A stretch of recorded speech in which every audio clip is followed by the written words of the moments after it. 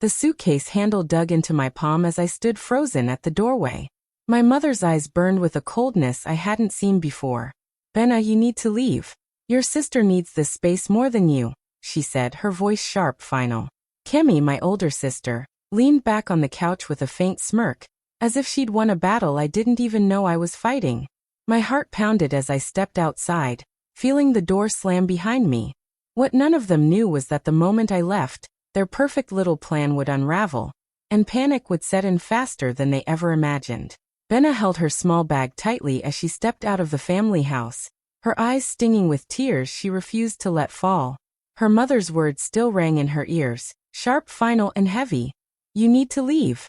Your sister needs this space more than you." It felt like the ground beneath her had given way, like everything she had ever known as home was now slipping out of reach. She glanced back one last time, hoping to see even a flicker of regret in her mother's eyes, but there was nothing. Only coldness. The neighbors stood by their gates, whispering as they watched her drag her bag down the dusty road. Some shook their heads in pity, others whispered about how unfair it was. But no one stepped forward. To them, this was just another family drama, not their fight. Every step Benna took felt heavier than the last, like the weight of betrayal was pressing down on her shoulders. Inside the house, laughter floated out through the open windows. Kemi was already celebrating her victory, lounging on the couch like a queen who had finally secured her throne. She smiled sweetly at their mother, who busied herself with cooking, pretending not to hear the faint sound of the door closing behind the daughter she had just cast out. To them, it was as if Benna had never existed. Benna paused at the corner of the street and turned back. The house she had called home all her life now looked strange, distant, almost foreign. It hurt more than she expected. She thought of the nights she had stayed up studying under that roof, the mornings she had swept the compound, the quiet moments when she had prayed for her mother to one day see her the same way she saw Kemi. But now the truth was plain. She was never meant to be the chosen one. As the evening sun dipped low, painting the sky with orange and red, Benna wiped her tears quickly. She didn't want the neighbors to see her weakness. Deep inside, pain mixed with a spark of something else, a quiet vow. They thought they had won by pushing her out, but she knew one thing for certain. This was not the end of her story. This was only the beginning. And though she had nothing but her small bag and her wounded heart, she walked forward, refusing to look back again. As Benna walked further away from the house, memories began to flood her mind like a river she could not stop. She remembered being a little girl, sitting quietly in the corner while her mother handed Kemi a shiny new doll. Kemi squealed with joy, hugging it tight, while Benna sat with her old, broken toy that had already lost one arm. When she asked if she too could get a new one, her mother simply smiled and said, "You are strong, Benna. You don't need much. Let Kemi enjoy." At that moment, even as a child, she learned that her desires would always come second.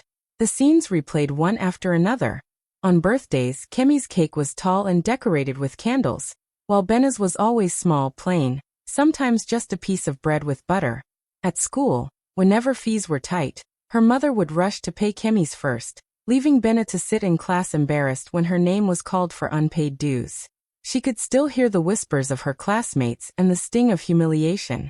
And yet, every time her mother would tell her, "You're my strong one. You can endure."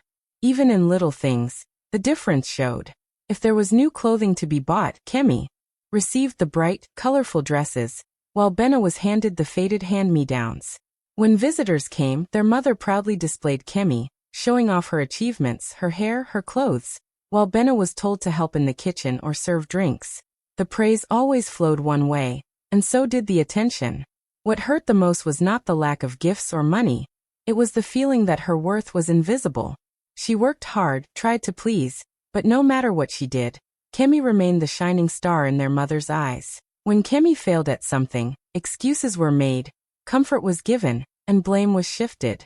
But if Benna made even the smallest mistake, she was scolded and reminded to learn to be better.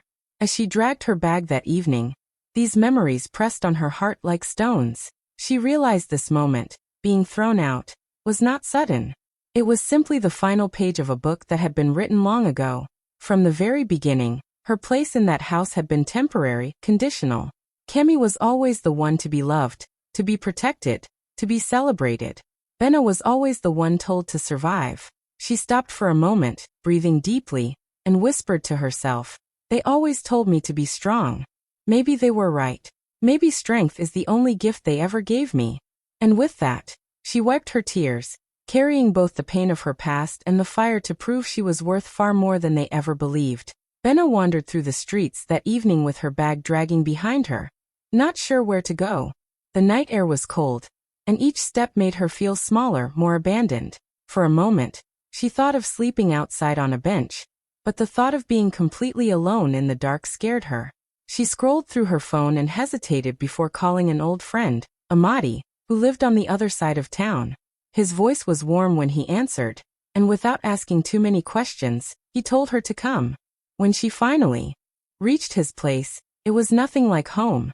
The apartment was small, one mattress on the floor, a single chair, and barely enough space to stretch her legs.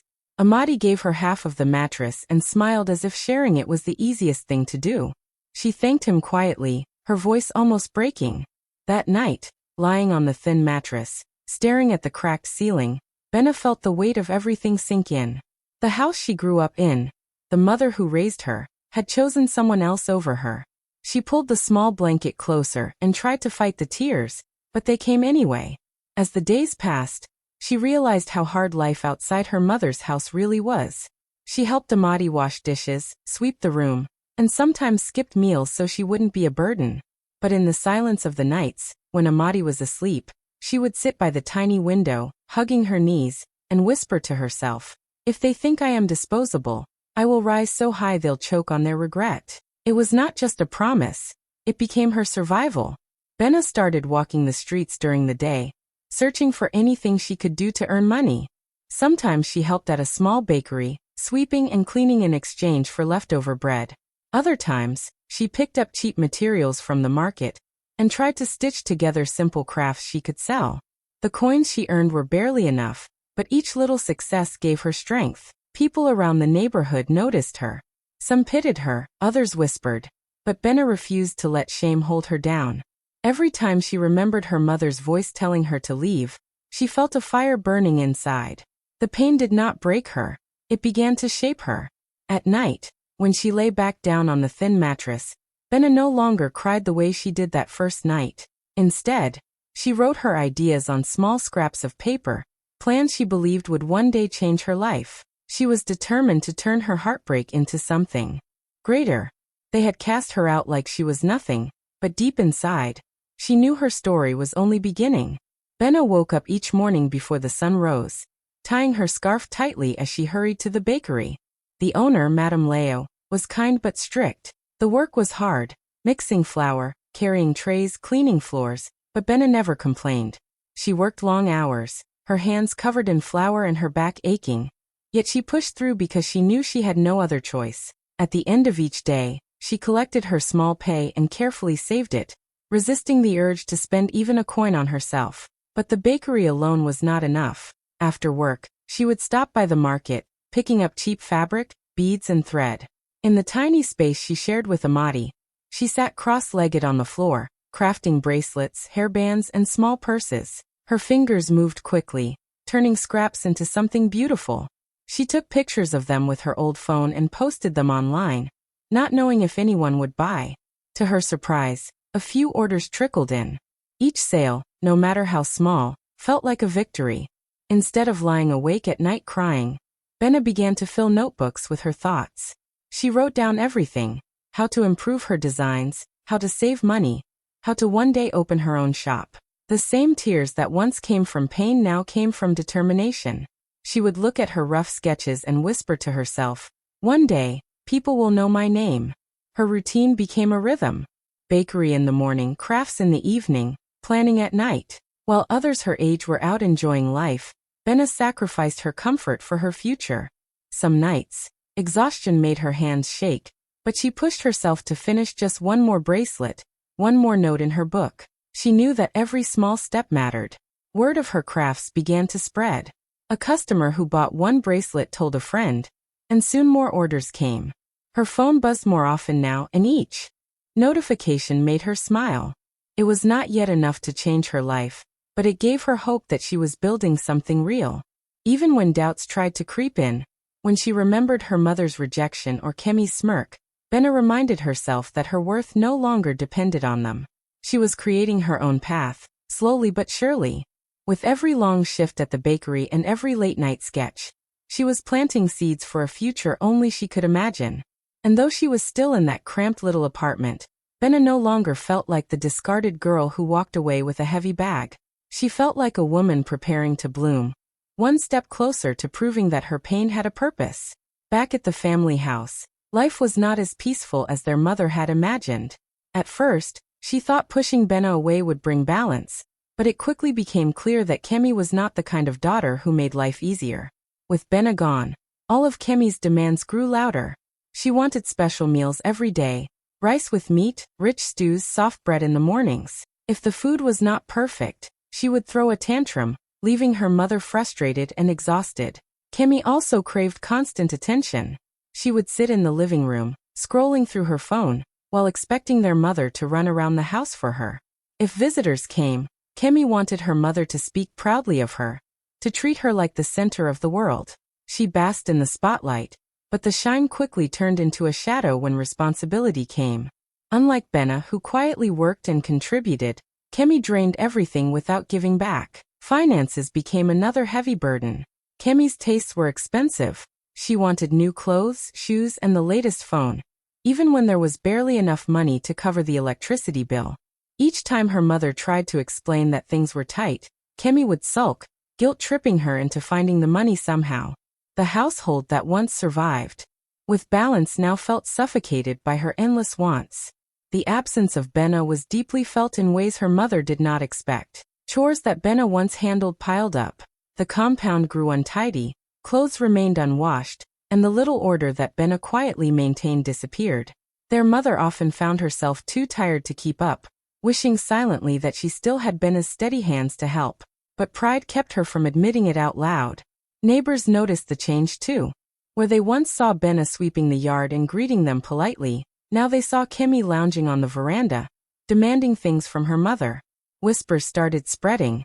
"That girl does nothing but spend," they said. The same neighbors who had pitted Benna now pitted the mother, who thought she made the right choice. Day by day, stress weighed heavily on her. She remembered how Benna never asked for much, how she managed to survive on so little.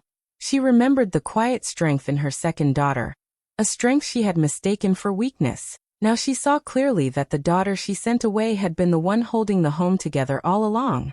As Kemi's demands grew louder, her mother's regret grew deeper. Peace was gone, replaced with endless tension. What she thought was a victory, choosing Kemi over Benna, was slowly becoming her greatest mistake, though she had not yet spoken the words aloud. Deep inside, she began to realize that losing Benna was costing her far more than she had ever imagined. One evening, after another long day at the bakery, Benna sat on the floor of Amadi's tiny apartment, finishing a new bag she had sewn from leftover fabric. It was different from her other designs, colorful, bold, and stitched with a unique pattern she had sketched late one night. When she posted a picture of it online, she didn't think much of it. She had done this many times before, and usually only a few people noticed. But this time was different. Within hours, her phone buzzed more than ever. Strangers began liking, sharing, and commenting. They loved the design. Some even asked if they could buy it immediately. By the next morning, the post had spread beyond her small circle. Fashion bloggers reposted it, influencers talked about it, and people started tagging their friends, saying they wanted one too. Benna could hardly believe her eyes. Her inbox was overflowing with messages from people ready to pay. Orders poured in so quickly that she lost count. The girl who once struggled to sell a single bracelet was now facing a demand she could barely keep up with. At first, Benna panicked. She only had 2 hands, a few scraps of fabric, and very little money to buy more. But instead of letting fear stop her, she worked harder than ever. She went to the market with her small savings, buying every material she could afford. She stayed up late, stitching and packing, while Amadi helped her answer messages and deliver packages. Sleep became rare, but excitement fueled her more than rest ever could. Soon, her story began catching attention outside social media. A local newspaper wrote about the young girl turning scraps into gold. Not long after, A popular fashion page featured her designs, calling her the rising star of handmade crafts. Then came the biggest surprise: an email from an investor who wanted to meet her. He offered to support her with money and resources if she could expand her work. For the first time in her life, someone believed in her not because of family ties, but because of her own talent. The side hustle she had started to survive was suddenly becoming something much bigger than she ever dreamed. She went from making a few items at night to planning collections, hiring helpers, and mapping out a real business. Every day felt unreal, but she never forgot the nights when she had whispered to herself in the dark, promising she would rise above her pain. What had begun as a way to keep herself busy and strong had now transformed into her turning point. The world was watching, cheering her on, and giving her the chance her own family never gave her. Benna realized that the rejection that once broke her had now pushed her into the very place she was meant to be. This was no longer survival. This was the start of her success. Months passed, and the community that once whispered about Benna being thrown out now whispered something entirely different. At the market, women gathering to buy food would lean closer and say, "Did you hear about Benna? That girl is the owner of that fast-growing brand online." Others nodded, amazed at how quickly her name was rising. People who once pitied her now spoke her name with respect. They saw her designs everywhere, on young girls walking to school, on women heading to work, even featured on local TV shows. The girl who had left her mother's house with only a bag was now becoming a symbol of strength and success. Back at the family home, Kemi and her mother heard the whispers too. At first, they tried to brush it off, claiming Benna was probably exaggerating or lying. But soon the evidence became too loud to ignore. Neighbors showed off the items they had bought from Benna's brand, proudly saying, "This is from her collection." Even relatives who had once stayed silent during Benna's humiliation were now praising her achievements. The shock in the household was undeniable. Kemi, however, had not changed her ways. She continued to drain every resource in the house. She demanded expensive clothes, trips to salons, and money to maintain her flashy lifestyle. She had no job, no income, and no intention of making one. Whenever her mother tried to caution her, she snapped back, saying she deserved to be cared for. Without Benna around to balance things, the weight of Kemi's habits grew heavier by the day. Bills piled up quickly. The electricity was often cut off, the food in the house reduced, and debts began knocking at the door. Their mother, once convinced that keeping Kemi close was the better choice, started to feel the sharp sting of regret. Every trip to the market was filled with embarrassment, as women whispered not only about Benna's success, but also about Kemi's wasteful lifestyle. The contrast could not have been clearer. On one side, Benna's name was rising like the sun, bringing pride to everyone who spoke it. On the other side, Kemi's presence in the home was like a storm, leaving nothing but demands, debts, and tension. Their mother often sat in silence, staring at the walls, remembering how she had chosen Kemi over Benna.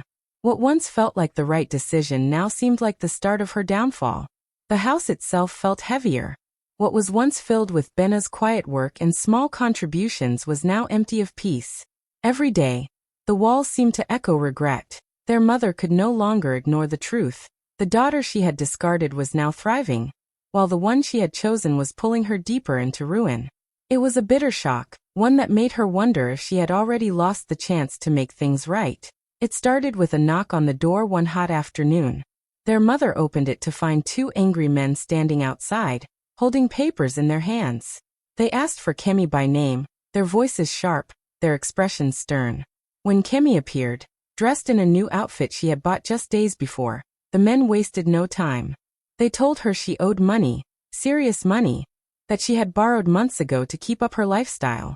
Jewelry, makeup, clothes, outings with friends, all of it had been bought on credit. Now the collectors were here, demanding payment. Kemi's face went pale as she stammered, trying to explain. She turned quickly to her mother, expecting her to cover for her as always. But her mother's hands trembled. She barely had enough to feed them, let alone pay off debts that stretched into hundreds of thousands. The men gave a warning. They would be back soon, and if the money was not ready, there would be consequences. When they left, the silence in the house was heavy, broken only by Kemi's angry voice. Instead of admitting fault, Kemi lashed out at her mother.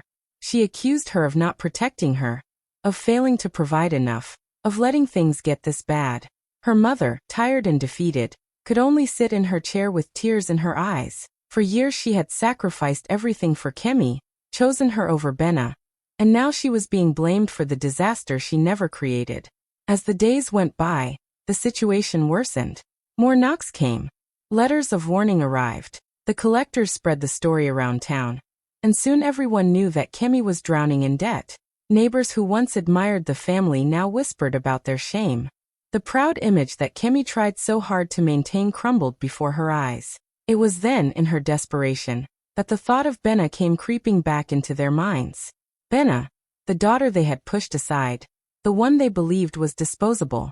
She was no longer the weak girl with a bag walking down the street. She was the one the whole community was now talking about, the one whose business was growing stronger every day.